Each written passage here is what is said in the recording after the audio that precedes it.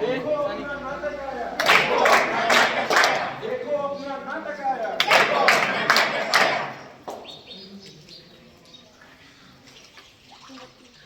अरे चंदू, अरे मंदू, हाजी हाजी, अरे गन्या, अरे सोन्या, हाजी हाजी, जरा इधर तो आना। हाजी हाजी, आया आया नाटक आया, देखो अपना नाटक आया।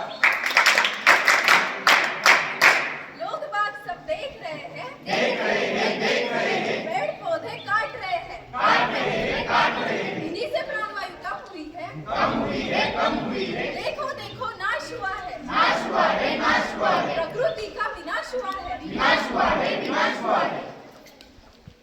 आज आम्ही अश्विन रुरल आयटी कॉलेज विद्यार्थी आपल्या समोर झाडे लावा झाडे जगवा प्रस्तुत नाट्य सादर करत आहे. चला तर बघूया. पहिल्या प्रसंगामध्ये आपल्याला लांबी जोड्या व झाडांचा संवाद दाखवण्यात आलेला आहे.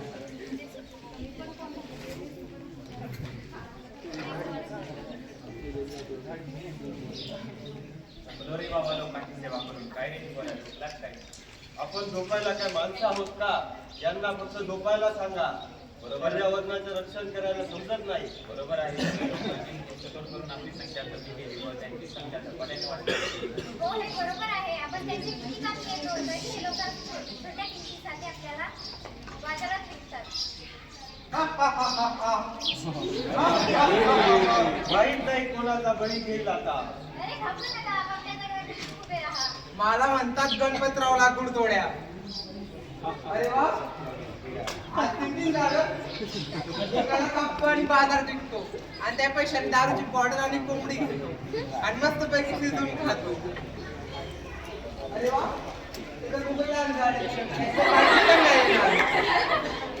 अरे हे थोडा कमजोर देखील. हा, हे छान मोठं झाड दिसतंय. त्याची तर बाटली पण येणार आणि कोंबडी पण. त्यालाच कापतो.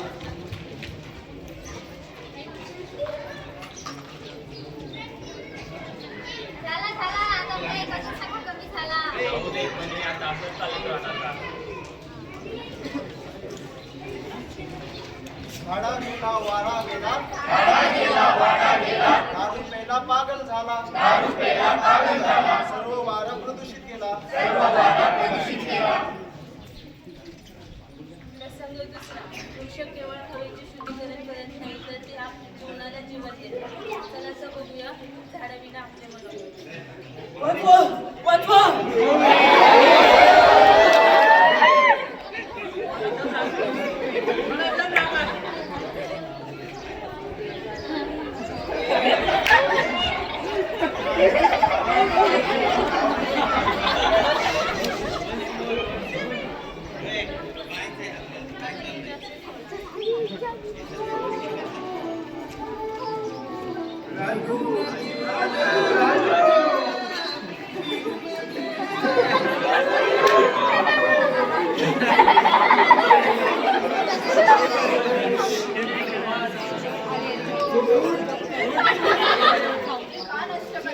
मला माझं जगू द्या. तुझ्याकडे थोडा वेळ मागतो देवा, तुझ्याकडे थोडा वेळ मागतो देवा.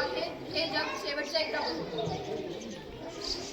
झाडे लावा हे फक्त आपण कागदावरच लिहिलं आणि त्याच कागदासाठी होत झाली अनेक झाडे नष्ट.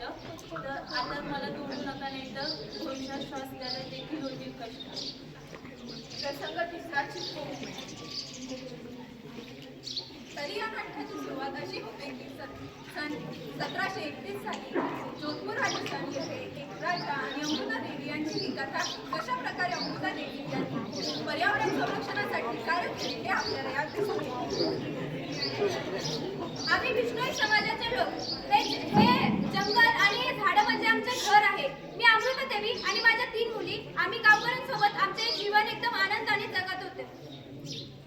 एके दिवशी राजदरबारामध्ये राजा आणि प्रधान यांच्यामध्ये संवाद झाला.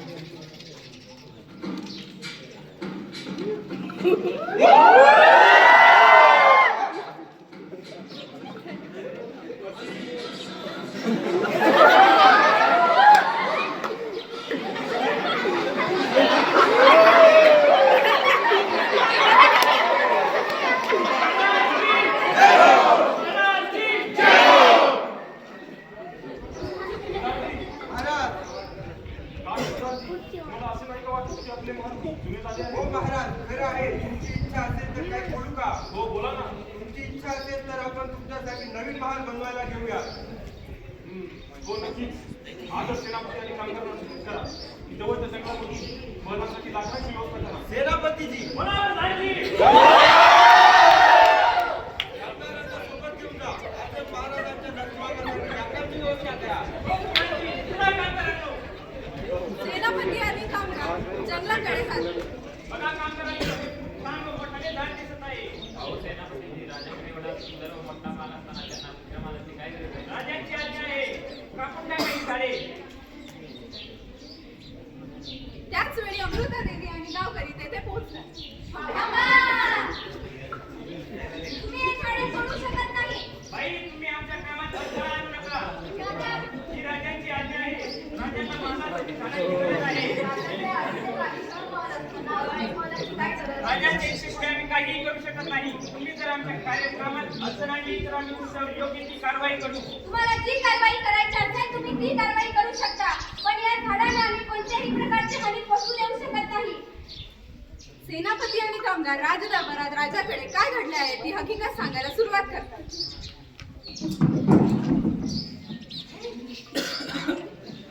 काय होते ना खूपच तातडीने काम पूर्ण करून परत आलात. हो महाराज, जंगलामध्ये अमृता देवी नावाची बिष्णोई समाजाची एक महिला मिळाली. तिने आम्हाला झाडे तोडण्यापासून रोखले आहे. काय तुम्ही त्यांना सांगितले नाही का की हा राजाचा आदेश आहे म्हणून? हो महाराज, पण त्यांनी आमचे काही जुमानले नाही. त्यांनी आमचा आदेश हुसकावून लावला आहे. काय हो नाही. अहंकारामध्ये येऊन राजा काय हो तसं असेल तर का पुन्हा बरोबर काही सैनिकांना सोबत घ्या व त्या झाडांसोबत त्या गावाची लोकांचे सुद्धा तुकडे करा. चला काय करायलो? कापून टाका ही झाडे. थांबा, तुम्ही पुन्हा वापस आला. तुम्ही आमच्या कामात आता अडथळा आणू नका, नाही तर तुमचा जीव जाईल. असं आहे तर तुम्हाला जर या झाडांना कापायचंच असेल ना तर तुम्हाला आधी आमचे झाड कापावे लागेल. कापून टाका. अमृता देवी आणि गावकरी झाडांना विळखा घालतात. कापून टाका यांना झाडांसोबतच.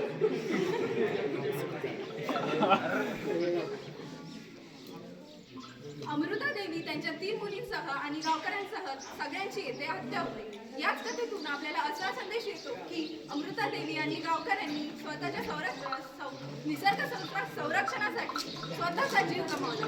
याच अमृता देवी यांच्या नावावर भारत सरकारने Amrita Devi Bishnoi wild life protection award घोषित केलेला आहे.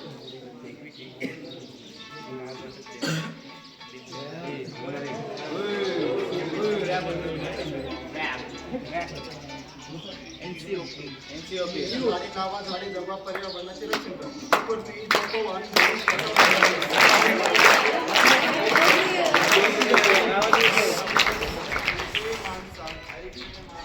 ऐक रे माणसा, ऐक रे माणसा, ऐक रे माणसा, ऐक रे माणसा, ऐक रे माणसा. झाडे प्रकृतीची असतात रे जाण, कापून त्यांना तू पोचू नको हान. झाडे लावून वायू करूयात छान, वायू असेल छान तर राहील आपल्या जान. म्हणून म्हणतो काका ऐका देऊन छान, झाडे लावा तुम्ही प्रकृती देईल जान, पुढल्या पिढीलाही राहील अभिमान. ऐक रे माणसा, ऐक रे माणसा, ऐक रे माणसा, ऐक रे माणसा, ऐक रे माणसा, ऐक रे माणसा, ऐक रे माणसा.